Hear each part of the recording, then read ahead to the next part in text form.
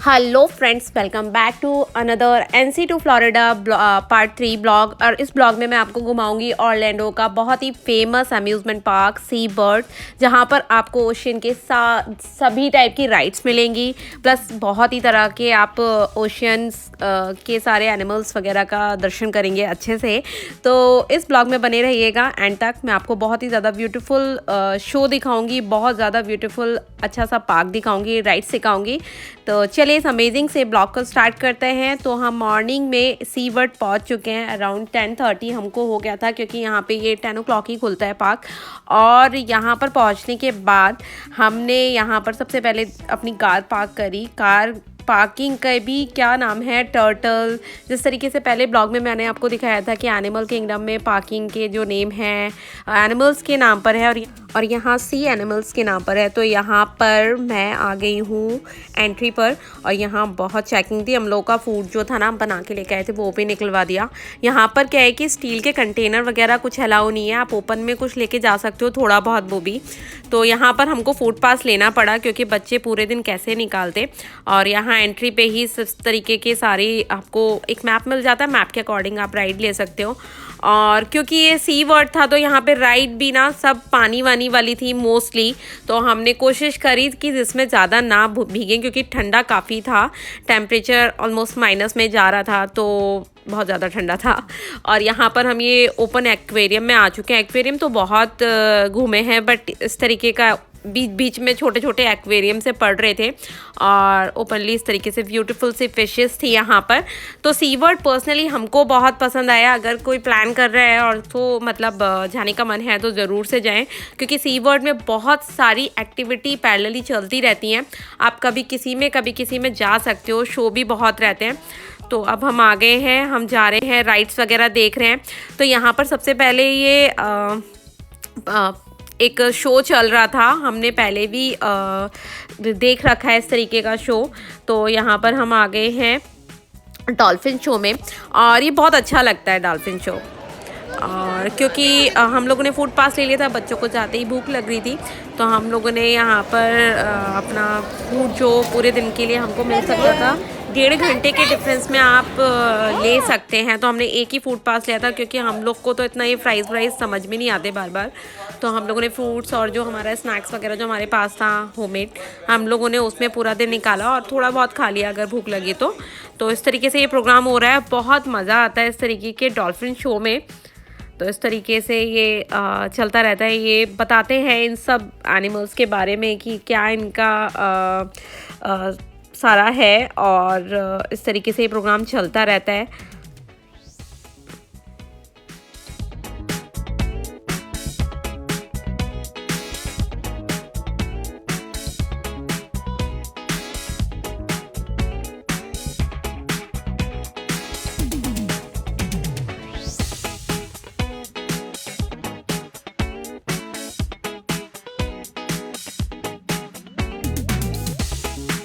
You got it all inside of you.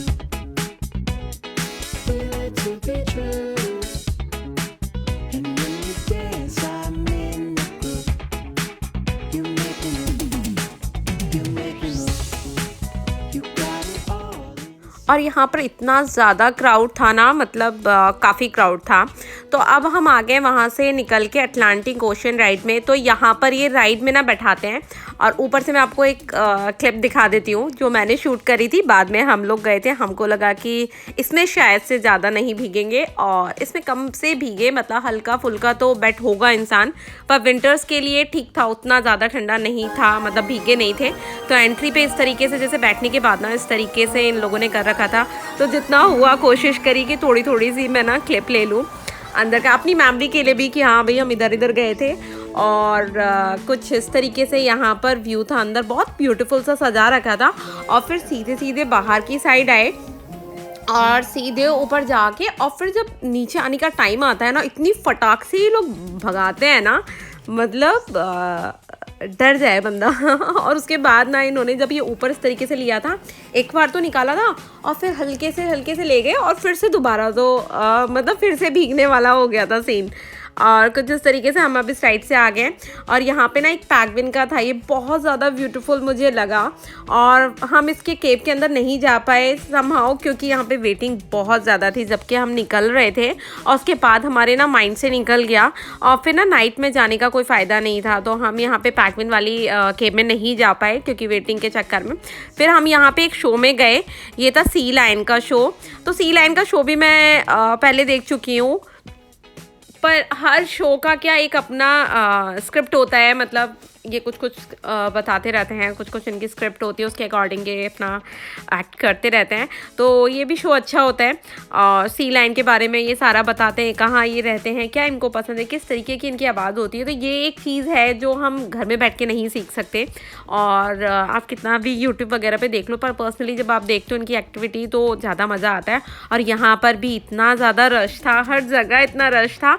और ये 15-20 minute मतलब इन्होंने जैसे 12 o'clock मानो टाइम है, तो इन्होंने 11:30 से एंट्री स्टार्ट कर दी और 12 तक तो क्लोज़ कर दिया एंट्री, क्योंकि रश इतना हो जा रहा था।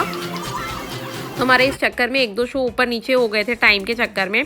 फिर अब हम यहाँ पर निकले हैं बच्चों को लेके कि देख रहे हैं कौन कौन सी राइड हम कर सकते हैं। तो हमको राइड ज़्यादा इसलिए नहीं करनी थी क्योंकि भीगने वाली राइड थी और हमें बीमार नहीं पड़ना था, टू बी वेरी फ्रैंक। इसलिए हम लोगों ने कुछ राइड्स तो ना बार बार से देखी, जैसे इन्फिनिटी फॉल्स है, ये बहुत फेमस राइड है। इस तरीके की राइड हम पहले ले चुके हैं कहीं, तो उतना क्रेज़ नहीं था। बट ये है क्योंकि ठंड में ना ज़्यादा ठंड लग रखता है, और इस वाली राइड में ही सब बोल रहे थे कि बहुत ज़्यादा भीग जाता है बंदा, मतलब पानी का ना एकदम से ना बहुत ज़्यादा गिरता है स्पीड अप, तो ज़्यादा भीगना नहीं था हमको। फिर हम यहाँ से देख के निकल गए आगे की साइड, और यहाँ पर भी कई तरीके के शो चल रहे थे। और यहाँ पर अब हम आ गए शार्क शो में। तो शार्क शो में क्या हुआ, पहले जब हम गए थे तो इन लोगों ने पहले ही एंट्री तो फिर हम बंद कर दिया था, मतलब जिस टाइम स्टार्ट होना था उससे ना उन्होंने आधा घंटे पहले बंद कर दिया क्योंकि रश बहुत हो जा रहा था, तो वो शो तो हम नहीं देख पाए। बट ये शो में हम टाइम से पहुँचे शाम को 5 बजे, बट ये शो पूरा नहीं हुआ समहाउ। उन्होंने पता नहीं कोई प्रॉब्लम बताया कि ऑल ऑफ सडन कुछ है, मतलब स्टार्ट हो गया था, मे बी क्या कहते हैं शार्क को कोई इशू होगा, जो भी था पता नहीं चल पाया। उन्होंने बंद कर दिया था शो कि अब नहीं कर पा रहे हैं। और फिर दिन में शो भी इसके 3 ही थे, ज़्यादा भी नहीं थे। 12 बजे स्टार्ट हो रहा था, लास्ट शो 5 बजे का था। तो हम लोगों ने ये शो नहीं कर पाए ढंग से, मतलब फिर भी थोड़ा तो देख लिया, ये नहीं कहा कि हमारा आधा पौन घंटा वेस्ट हुआ, कुछ तो हमने देख लिया। और शार्क का शो हमने फर्स्ट टाइम देखा था, इतना बढ़िया शो, मज़ा आ गया। इतनी बड़ी शार्क है, सब इसके बारे में बताते हैं कि ये कितने वेट है, क्या इसको पसंद है क्या नहीं है, ये सब चलता है। और बच्चे यहाँ पर मस्ती कर रहे हैं और हम लोग वेट ही कर रहे थे, इतने में बंद हो गया। और फिर यहाँ पर क्रिसमस की, क्योंकि क्रिसमस टाइम पे गए थे, परेड चल रही थी सेस्मे स्ट्रीट में। इस सेस्मे स्ट्रीट की एक बुक भी आती है, बच्चों की रीडिंग बुक, तो उसमें भी सब दिखाया गया है, ये सारे कैरेक्टर्स। तो इसमें बहुत मज़ा आया, बच्चों ने बहुत मस्ती करी, और ये जो परेड है बहुत ही सुंदर लगती है।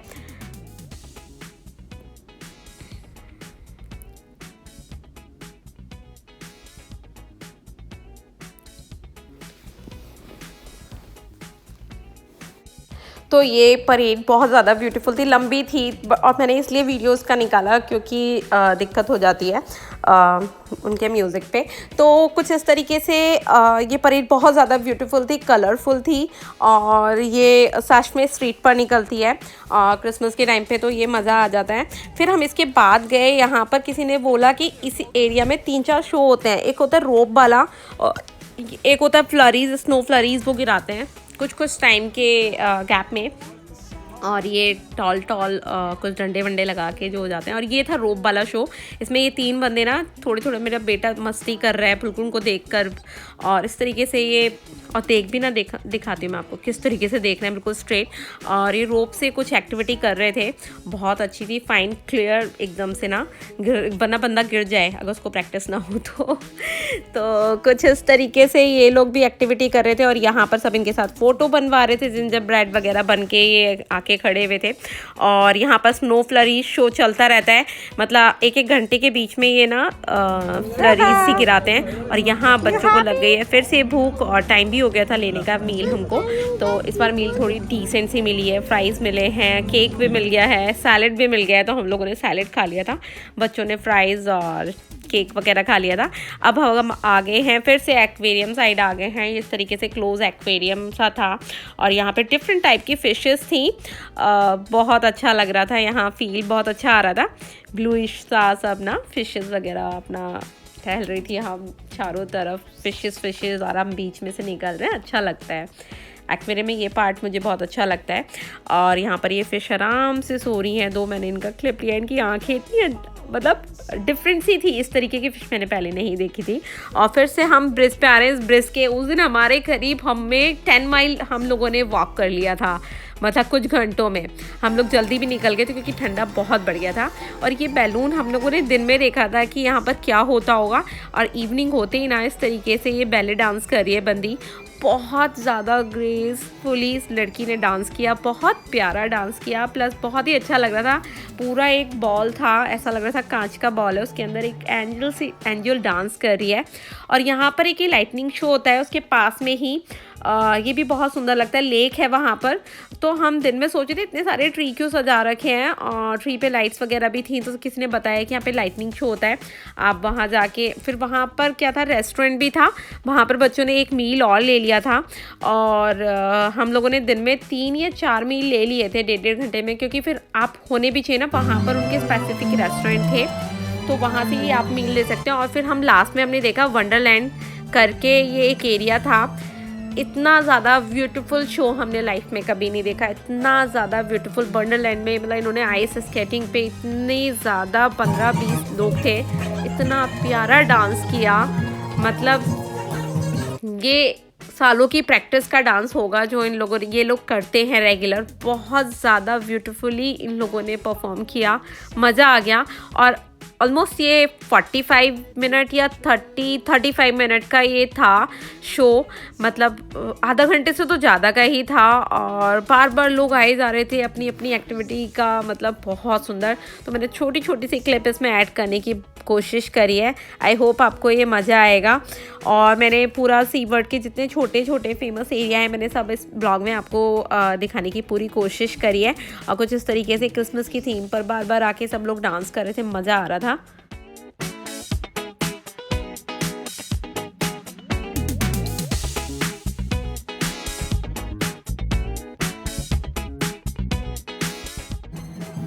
ये वाले शो में ऐसा लगता है हम कोई मूवी देख रहे हैं। एक एक करके लोग आते जा रहे हैं, स्केटिंग का कमाल दिखाते जा रहे हैं। आइस स्केटिंग करना it's not a easy task, और इनकी इतनी प्रैक्टिस है कि ये इतनी फिनिशिंग से बिना कोई मिस्टेक किए बहुत ही अमेजिंग। तो अगर मिस्टेक की भी होगी तो हमको तो नहीं पता, हमें तो समझ में ही नहीं आया कर कैसे रहे थे। बहुत ही ज़्यादा पीछे फाउंटेन, कलरफुल फाउंटेन चल रहे हैं, बीच में लाइटनिंग चल रही है, बहुत ही ज़्यादा ब्यूटीफुल। मतलब इतना सुकून मिल रहा था उसको देखकर।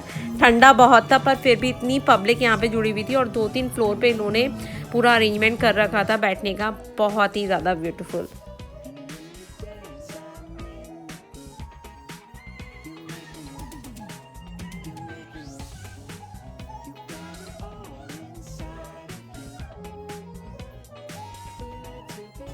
इतना ज़्यादा ये ब्यूटीफुल लग रहा था। और ये था 35 to 45 मिनट का ये शो था, और बहुत ही ज़्यादा अमेजिंग ये शो रहा। मतलब ये शो पूरे सी वर्ल्ड का हिट था, और हमने लास्ट में ही देखा था तो मज़ा आ गया था। और मैंने कोशिश करी है कि छोटी छोटी सी क्लिप मैं आपके लिए यहाँ पर ऐड कर पाऊँ। तो फ्रेंड्स, अगर आपको इस तरीके के अमेजिंग से ब्लॉग देखना बहुत पसंद है तो प्लीज़ इस चैनल को सब्सक्राइब करिएगा, और इसको लाइक और शेयर ज़रूर करिएगा। मैं अक्सर इस तरीके के वीडियो यहाँ पर ट्रैवल वीडियो शेयर करती रहती हूँ। और अगर अभी तक आपने मुझे इंस्टाग्राम पे फॉलो नहीं किया है तो वहाँ पे भी कर लीजिएगा, वहाँ मैं बहुत ब्यूटीफुल सी रील शेयर करती रहती हूँ। हाँ, मैं जल्दी इसका नेक्स्ट पार्ट भी आपके साथ शेयर करूँगी, और नई नई रेसिपी भी आपके साथ शेयर करूँगी। तो चलते हैं, मिलती हूँ एक नए वीडियो के साथ में। तब तक के लिए bye. Thank you, thanks for watching, enjoy.